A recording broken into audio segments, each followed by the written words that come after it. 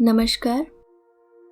कहानी गोल्ड में आज सुनिए मालती जोशी जी की लिखी कहानी शून्य का गणित। तुम चित्रा हो ना?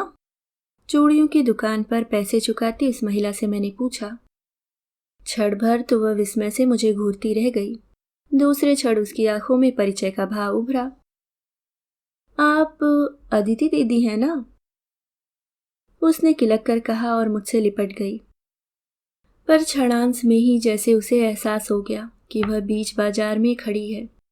उसने अपने को धीरे से अलग कर लिया और तब मैंने उसे गौर से देखा।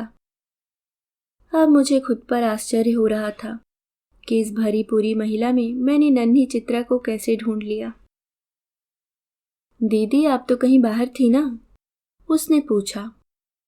हाँ, जर्मनी में हूँ, भतीजी की शादी में आई हूँ।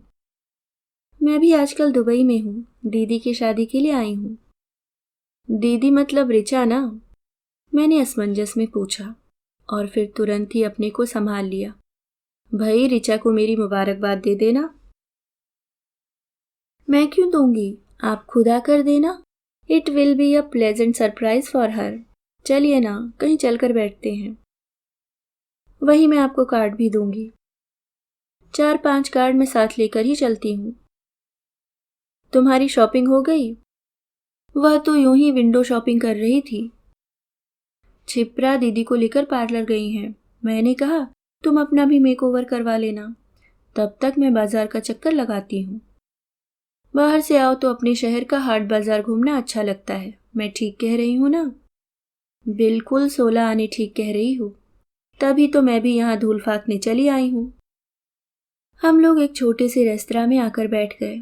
एहसास या मुस्कान, ऐसा ही कुछ नाम था।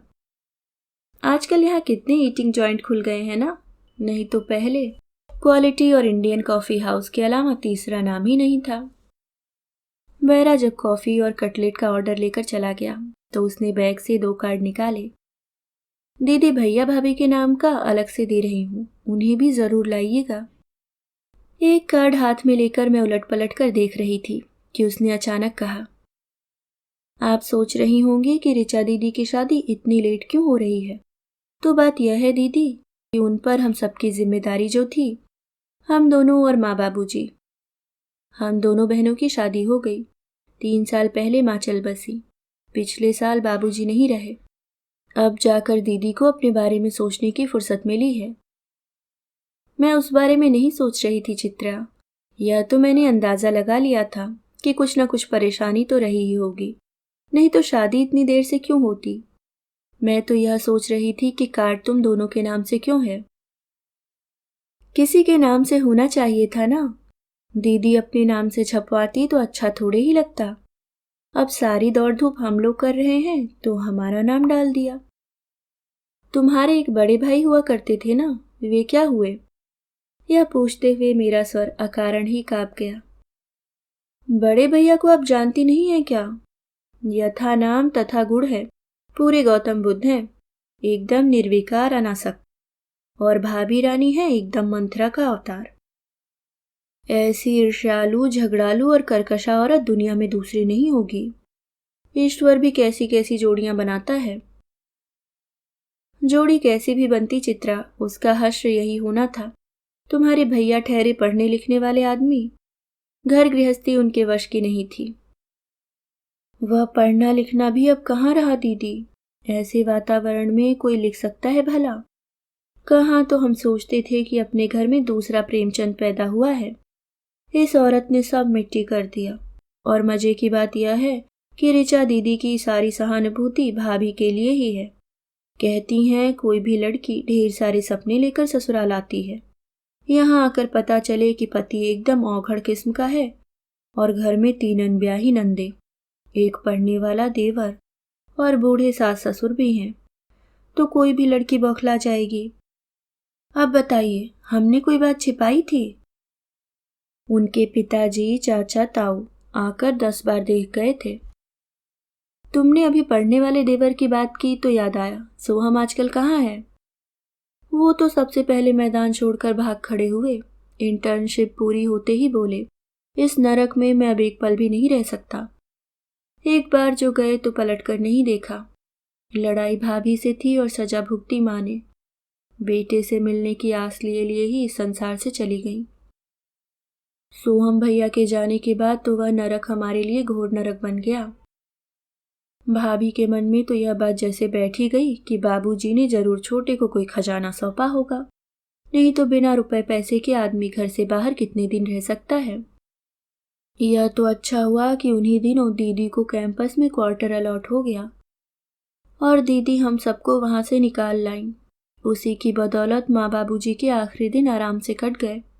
हम लोग भी ढंग से पढ़ लिख गईं, नहीं तो क्या पता हम भी घर से भाग जाती। वह कुछ और कहने जा रही थी कि उसका मोबाइल बज उठा। हाँ, आ रही हूँ, उसने कहा और मोबाइल बैग में रखते हुए बोली। वे लोग फ्री हो गई हैं शायद, मैं चलती हूँ, पर दीदी आपको शादी में ज़रूर आना है।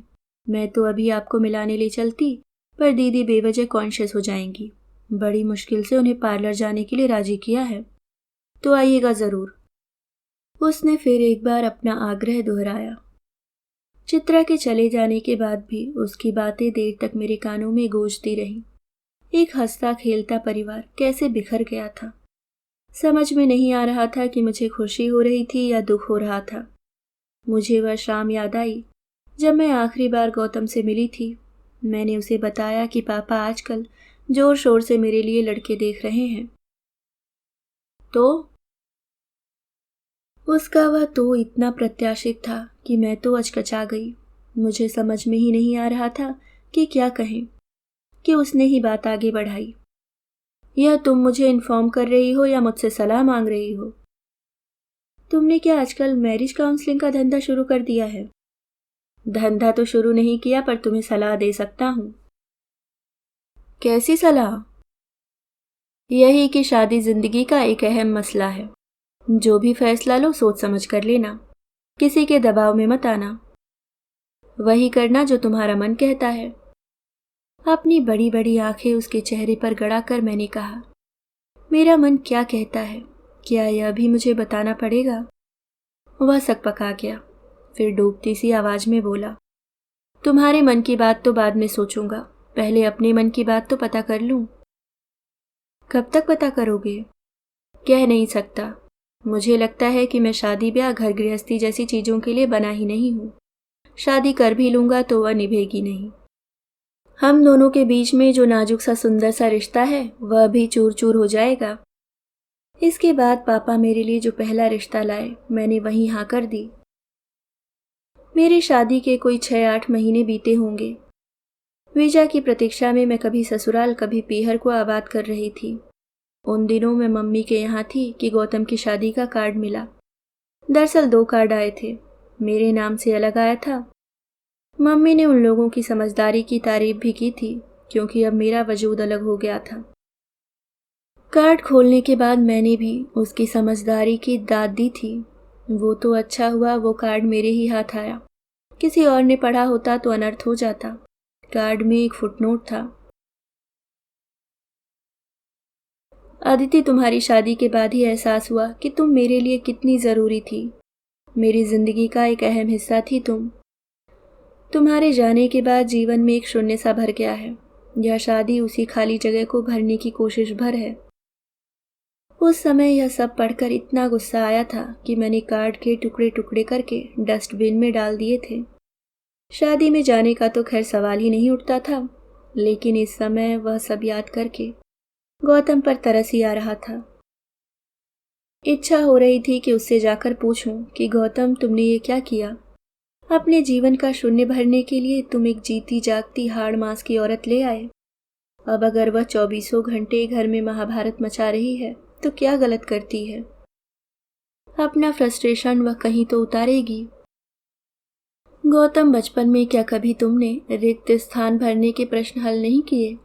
इतना तो तुम्हें पता होगा कि खाली जगह में कोई भी शब्द ठूसने से काम नहीं चलता।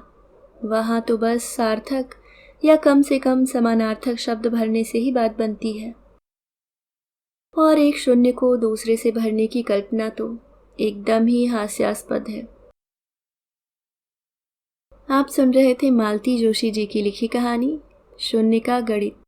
उम्मीद करती हूँ आपको पसंद आई होगी। धन्यवाद।